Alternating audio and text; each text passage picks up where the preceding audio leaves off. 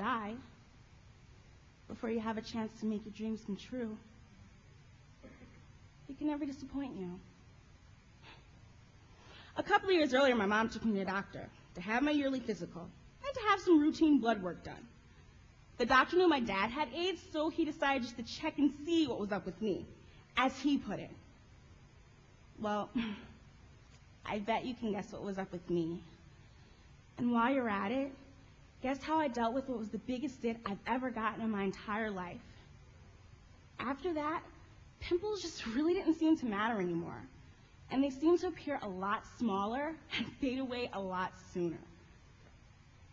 How did I deal with that? Shall we say, not very well.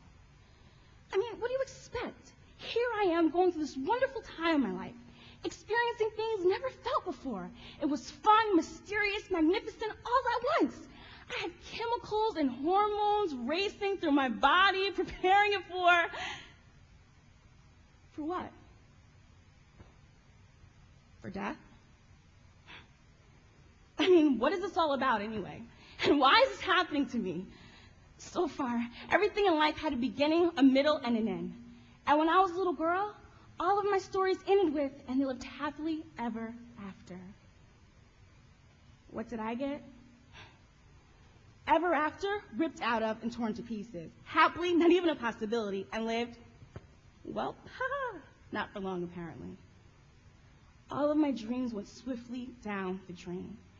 It was like it was the end before the beginning. And I kept saying that to myself, it's the end before the beginning. My best dream was to become a dancer, and maybe even becoming a choreographer, and eventually being on Broadway. There was the one thing that with all of my awkward parts and this parasite living just beneath my skin, that could come true. Imagine me as a dancer. All right, I know I was a little crooked, so I guess I would have played a part of Quasimodo, but you know, could that even happen? My granddaddy and I would watch The Hunchback of Notre Dame on a tiny little 6-inch screen, and we would crunch Ritz crackers with Cheez Whiz all the way through it.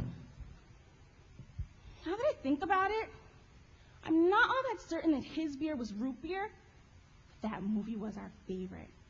Every time one of us were thirsty, we would look at each other like the Hunchback did in the movie and say, water. It didn't matter where we were, we would get the craziest looks. Then, before I could get used to the notion of being an even bigger freak than before, the doctor told me that my viral load, that's the amount of HIV in my blood,